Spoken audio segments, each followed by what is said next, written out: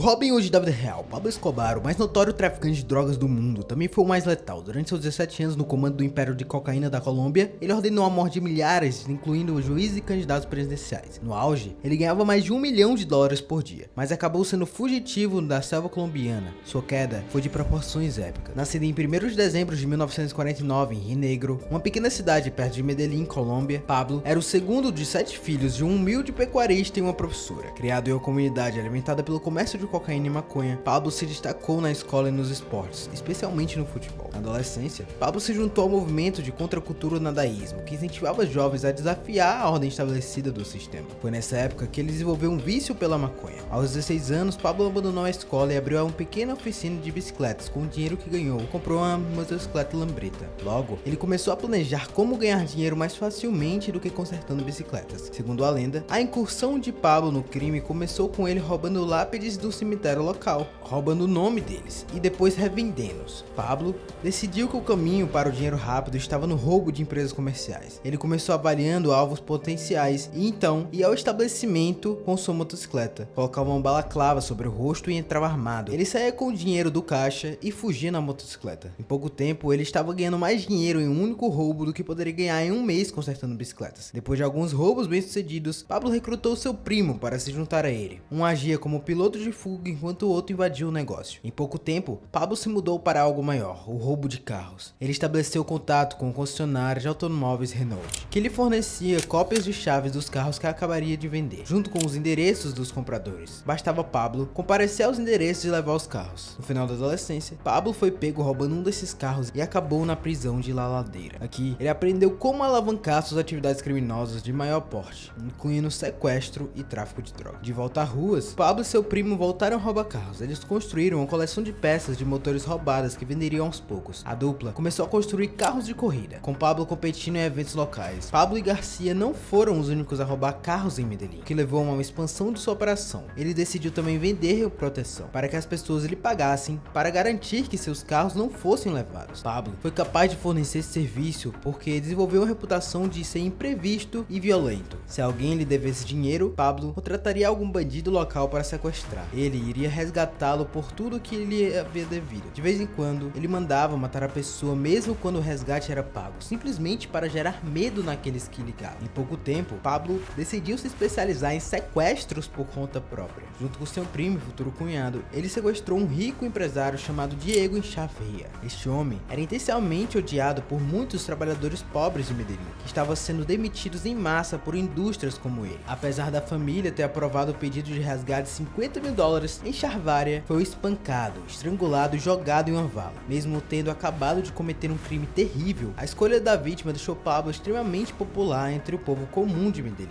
De uma forma estranha, eles viram o assassino como Pablo transferindo o golpe pela igualdade social. Em 1971, Pablo, de 22 anos, começou a trabalhar para o traficante de contrabando de Medellín, Álvaro Prieto. Sob Prieto, Pablo praticava um tráfico modesto de drogas. Porém, em pouco tempo ele decidiu que queria mais uma fatia da torta para si. Ele se dirigiu a Renault 4, roubando até o Equador, e comprou 5 quilos de pasta de cocaína peruana, passando com sucesso por vários postos de controle de policiais e militares. Ele retornou a Medellín, onde ele processou a cocaína. Em seguida, ele contatou outros criminosos, os irmãos Shoa, para estabelecer uma venda de cocaína local ao chefe Fábio Respeito. A venda rendeu Pablo cerca de $100 mil, superando em muito tudo o que ele havia conseguido anteriormente, colocando firmemente no caminho para se tornar um traficante de drogas de alto nível. Em 2 meses, Fábio Respeito foi assassinado. De repente, havia um novo homem frente à operação de cocaína de Medellín. E quem era? Nunca foi provado de forma conclusiva que Pablo assassinou Respeito, mas foi isso que todos os envolvidos acreditavam. A maioria dos que trabalhavam para Respeito eram danes de classe alta. Eles ficaram assustados com Pablo e os bandidos cruéis do quais ele cercava. Pouco depois de chegar no topo do sindicato de cocaína de Medellín, Pablo casou-se com Maria Victoria Helena, de 15 anos. Agora, com 26 anos, ele tinha esposa, riqueza e poder. Parecia que o céu era o limite. No auge do seu comércio de cocaína no Panamá e Colômbia e nos Estados Unidos no final dos anos 70, a maior parte era traficada pela organização de Escobar.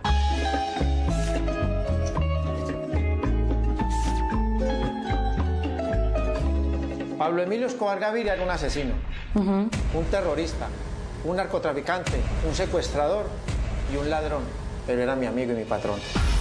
Pablo simplificou a indústria da cocaína, comprou uma frota de aviões, incluindo um jato Lirne, para transportar as drogas para os Estados Unidos. Após ser preso por tráfico de drogas, Pablo subornou o juiz para sair da prisão com o dinheiro do tráfico. Ele tomou posse de cada etapa de sua operação, viajando para Peru, Bolívia e Panamá, e comprando todas as fazendas de cultivo e processamento de plantas. Ele também subornou agências de fiscalização em todos os países, desenvolvendo uma política implacável, conhecida como Platoplom, prata ou chumbo. Em 1980, Pablo estava no auge do seu poder. Ele construiu várias mansões, carros de corrida, helicópteros e aviões. O dinheiro da cocaína transformou Medellín com discotecas e restaurantes sofisticados, abrindo por toda a cidade. Uma das paixões de Pablo era o futebol e agora ele podia se entregar a isso. Em 1979, Pablo construiu uma luxuosa propriedade rural em uma fazenda de 7.400 hectares, 80 quilômetros de Medellín, apelidando-as de Hacienda Los Lapones. Trouxe animais exóticos de todo mundo para povoar a fazenda. Construiu 6 piscinas e uma enorme mansão que acomodava 100 convidados. Ao mesmo tempo que satisfazia todos os caprichos materialistas em particular, Pablo começou a cuidar de sua imagem pública.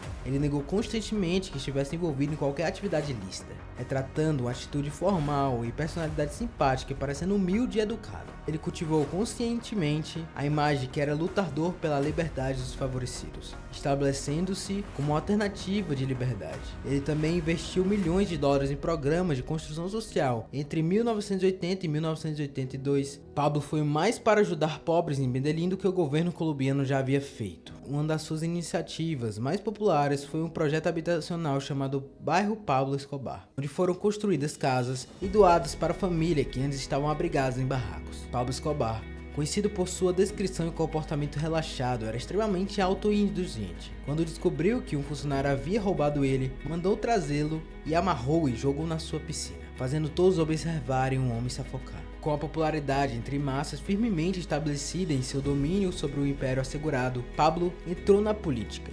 Os narcotraficantes também são políticos. Eles ajudam os pobres para silenciá-los e para mascarar a quantidade de atos bárbaros que o crime organizado comete. Foi eleito vereador substituto em Medellín em 1978 e em 1982 foi eleito para o Congresso. O cargo proporcionou Pablo imunidade judicial e um visto diplomático que ele usou para levar regularmente sua família em viagens aos Estados Unidos. No entanto, a exposição mais ampla do Pablo como resultado do seu cargo político foi o início de sua queda. Em Medellín, ele era visto como uma figura de Robin Hood, mas quando tentou ganhar a favor da educada sociedade colombiana, ele não foi bem sucedido. Eles viam como o que realmente era, o implacável rei da cocaína, sem absolutamente nenhum escrúpulo. Quando compareceu para ocupar seu lugar no Congresso pela primeira vez, teve sua entrada negada por não usar uma gravata. Ele rapidamente pegou uma e entrou na Câmara lotada. Em poucos minutos, o ministro da Justiça, Rodrigo Lara, estava de pé, acusando Pablo de corrupção. Pablo não disse nada na Câmara. Quando saiu, foi cercado por repórteres. Libertando-se, ele saiu furioso. Através de seu advogado, ele informou a Lara que não apresentasse provas das suas alegações dentro de 24 horas, ele enfrentaria uma ação legal. Nos dias seguintes, os jornais ficaram cheios de revelações sobre a atividade criminosa de Pablo. Pablo agora é uma persona non grata nos círculos políticos. Ele foi expulso do novo Partido Liberdade. A Igreja Católica e o governo também retiraram seu apoio a Pablo. O governo chegou a apreender 85 animais exóticos de sua fazenda, alegando que eles entraram ilegalmente no país. A carreira política de Pablo estava agora em ruínas. Pior ainda para Pablo, o governo da Colômbia estava acelerando seu tratado de extradição nos Estados Unidos, que o levaria a ser julgado na América por vender cocaína nesse país. E em maio de 1984, o ministro da Justiça Lara foi baleado 7 vezes. Mas Pablo tinha inimigos poderosos. O presidente dos Estados Unidos, Ronald Reagan, anunciou uma grande repressão ao comércio de cocaína. Com a morte de Lara, o governo colombiano se dispôs a cooperar com as autoridades americanas. Para ir atrás dos chefões do narcotráfico, Pablo era o maior de todos. O assassinato de Lara também virou grande parte da sua população colombiana contra Pablo. Pelo ato, ele declarou guerra ao Estado. Para Pablo, o calor era insuportável e ele fugiu do país, pegando um helicóptero para a cidade do Panamá. No entanto, apesar de ter lhe oferecido asilo no Panamá pelo presidente Manuel Nogueira, no ano anterior, Pablo e seus comparsas não foram bem recebidos das autoridades. Depois de apenas algumas semanas de exílio, Pablo estava agora desesperado para voltar para casa. Ele fez aberturas junto ao governo colombiano, redigindo uma proposta para a qual o direito de sua enorme influência para livrar a Colômbia dos tráficos de drogas. Desde que pudesse manter seus bens em Medellín, o porque estaria isento de prisão ou extradição dos Estados Unidos. A oferta foi totalmente rejeitada. Quando o exército panamenho invadiu um laboratório que se encontrava na fronteira de Colômbia, ele fugiu no Panamá para Nicarágua. Enquanto isso, ele ouvia sua ausência na Colômbia e estava minando seu controle de quartel de Medellín. O sequestro de seu pai, de 73 anos, foi um passo longe demais. Dezenas de supostos sequestradores foram mortos a tiros. Finalmente, o velho foi libertado sem pagamento de resgate. No meio da carnificina, pelo sequestro de seu pai, Pablo voltou para a Colômbia e agora ele estava determinado a enfrentar o Estado com tudo o que tinha. Em Medellín, ele era intocável, tendo subornado todos os funcionários. Isso lhe permitiu ir embora, sendo o homem mais procurado do país. Circular pela cidade livremente, o foco vingativo de Pablo em meados dos anos 80 centrou-se diretamente no judiciário, especialmente juízes que apoiavam o estado de extradição dos Estados Unidos. Durante esse período, mais de 30 juízes foram mortos a tiros. Então, em novembro de 1985, o grupo guerrilheiro M19, tendo recebido $1 milhão de Pablo, invadiu o Palácio da Justiça, manteve todo o seu Supremo Tribunal como refém. Eles exigiram que o governo renunciasse ao tratado de extradição. No cerco resultante, 11 dos 24 juízes, juntamente com 40 dos rebeldes, foram mortos. No início de 1988, os assassinatos eram relatados quase diariamente. A lei marcial foi declarada para evitar a guerra do Estado. Em 18 de agosto de 1989, os esquadrões de morte de Pablo mataram tiros tanto os líderes presidenciais, o candidato Luiz Galán e um chefe da polícia estadual. Nos 4 meses seguintes, o governo colombiano apreendeu e enviou mais de 20 suspeitos de tráfico de drogas para os Estados Unidos para serem julgados. Uma unidade política nacional foi estacionada em Medellín, especialmente para caçar Pablo. No primeiro mês, 30 dos 200 homens ali estacionados foram mortos. Pablo Escobar, fugindo constantemente do seu governo, acusando enormes baixas, Pablo concordou em acabar a violência e encerrar todas as atividades criminosas e se entregar. Em troca, exigiu o tratado preferencial e uma prisão de sua escolha e uma redução de pena. Depois de alguns meses em La Catedral, uma prisão que mais parecia um hotel de luxo, começaram a chegar relatos oficiais de que Pablo continuava suas atividades criminosas. Isso foi uma violação dos acordos de rendição e foram tomadas medidas para capturá-lo e transferi-lo para uma prisão normal. As conexões de Pablo permitiram que ele soubesse do plano e escapou antes de que as autoridades pudessem chegar até lá. Após a fuga de La Catedral, Pablo estava constantemente em fuga. A maioria de seus associados mais próximos estavam mortos e sua organização estava desmoronando. Ele passava noites dormindo na selva, com medo de falar no rádio ou atender telefone. O destino finalmente alcançou Pablo, e em 2 de dezembro de 1993, membros de uma equipe do Bloco de Busca da Colômbia localizaram sua casa no bairro de Los Lovelos, em Medellín.